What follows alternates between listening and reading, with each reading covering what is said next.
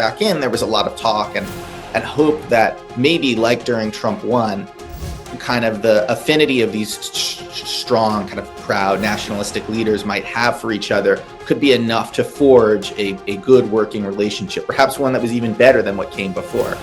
But there was always the risk that it would lead in the opposite direction, and so far that's what we've seen.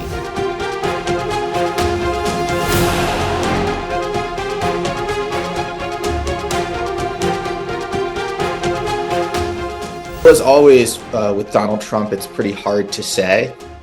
And I think there are probably multiple voices within the administration, I mean, Navarro and Besant being two examples of this, who are pushing or pulling Trump in various directions. You certainly have some people like the Treasury Secretary who are a little bit more technocratic in mind, and I do think want to see a resolution to this trade war.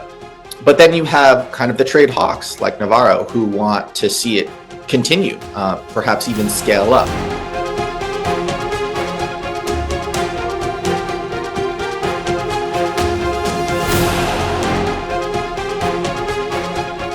I'm not surprised at all to see the Indian government looking to shore up and improve relations with Beijing.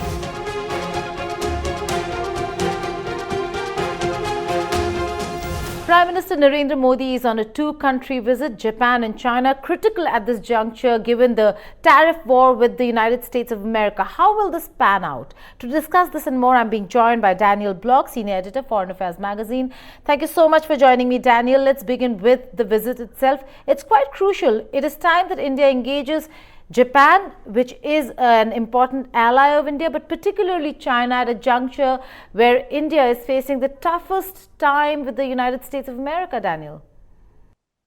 I think that's right. And I think that's exactly what the Indian government is thinking. For a while, India and the United States had been drawing closer, in part because they shared a competitor in China. And they had different reasons to compete with China. Some were the same, but they had kind of this shared, if not enemy, this shared country that they wanted to constrain. And now that's kind of been thrown into flux by the trade war. And China and India remain enormous trading partners. They have been even throughout the various tensions that India and China have had. So I'm not surprised at all to see the Indian government looking to shore up and improve relations with Beijing. Well, Daniel, in terms of the tariff war itself, mixed signals coming from White House.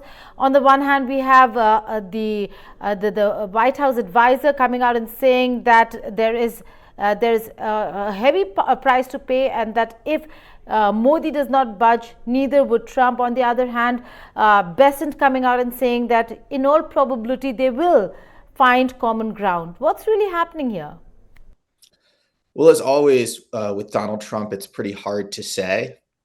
And I think there are probably multiple voices within the administration, I mean, Navarro and Besant being two examples of this, who are pushing or pulling Trump in various directions. You certainly have some people like the Treasury Secretary who are a little bit more technocratic in mind, and I do think want to see a resolution to this trade war. But then you have kind of the trade hawks like Navarro who want to see it continue, perhaps even scale up. They don't want Trump to take his foot off the gas. They want high tariffs. They view high tariffs as an end in and of itself and not just a means to an end. And we've seen Trump kind of flip-flop back and forth between these two competing impetuses throughout the administration. And where it's going to end up, I don't quite know. I do think it's notable that he's been particularly harsh on India, and the question as to why that is difficult to answer. There's a few different plausible explanations that we can get into if you'd like, but I'll leave it there for now. Okay, but I'd like to get into it a bit to understand Navarro, Daniel, because this is not just recent. It's not like Peter Navarro just woke up and found India imposing heavy tariffs on the United States of America.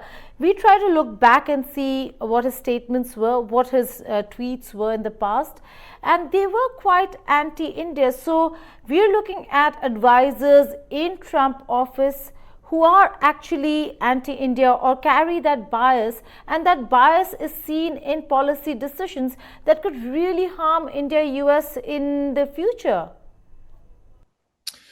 I think that between India and the United States, you have a particular situation where the US is led in Trump by a very kind of nationalistic leader, and India and Modi also has a very nationalistic leader. And so the incentives between these two states make some kind of de-escalation a lot more difficult to do. You kind of have mutual antagonisms that build and rise. And I remember that when Trump came back in, there was a lot of talk and hope that maybe, like during Trump 1, kind of the affinity of these strong, kind of proud nationalistic leaders might have for each other could be enough to forge a good working relationship, perhaps one that was even better than what came before.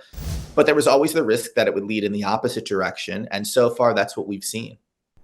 Well, also, again, there is a step forward that they've taken in terms of conversations and talks, but also the statements that are coming have just become harsher and harsher.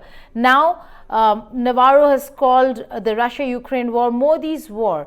But we do have Eric Garcetti, the former ambassador of the United States of America to India, Daniel, who's admitted that it was at the behest of Washington, D.C. that India was buying Russian oil at capped prices, refining it and sending it to American allies, that's Europe, because Saudi Arabia and OPEC countries didn't want to do it, didn't want to increase the barrel numbers.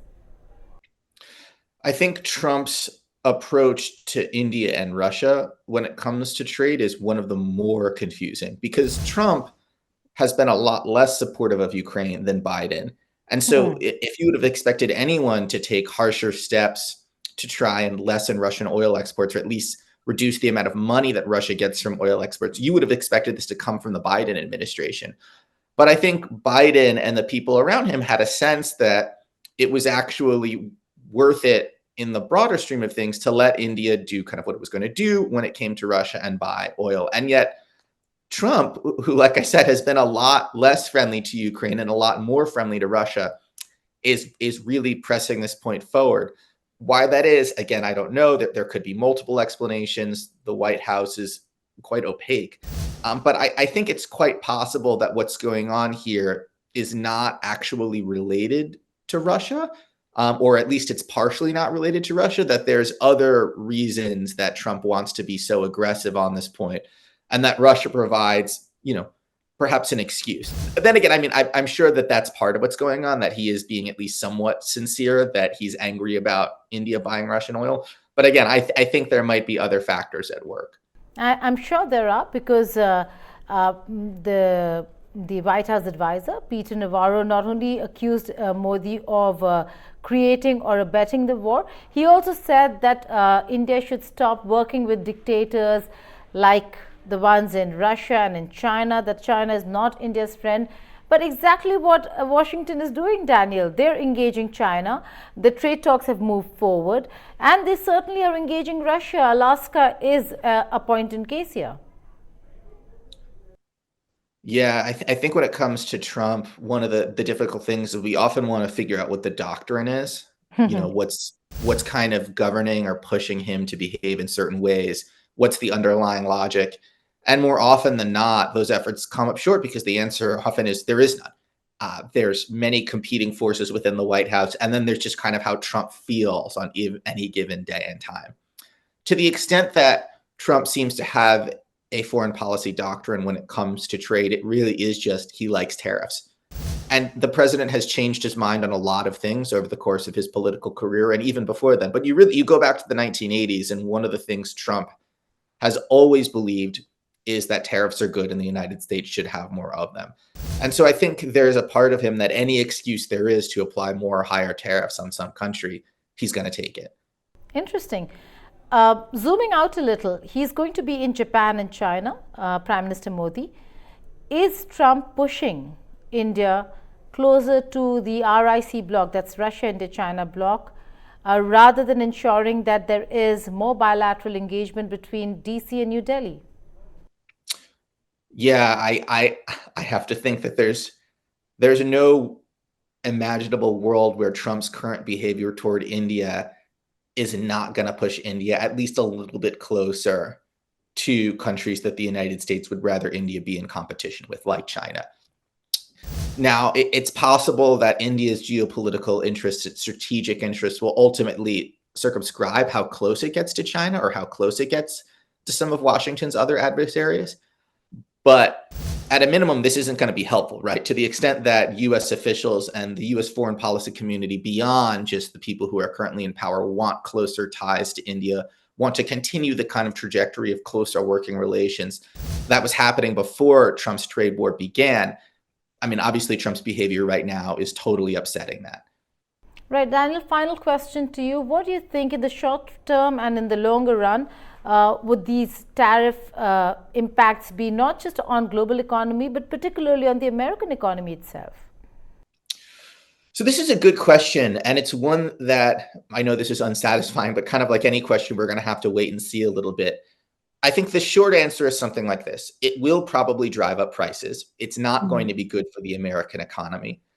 The question is how bad it's going to be. And, when Trump announced Liberation Day, the day where he announced all the high tariffs on all the countries, there was a lot of panic in the markets. And since then, there have been a lot of really dire warnings from economists and others that this is going to be terrible for the U.S. economy in X, Y, and Z ways. And it could. It certainly could. But so far, the effects we've seen are it's bad, but it's not catastrophic.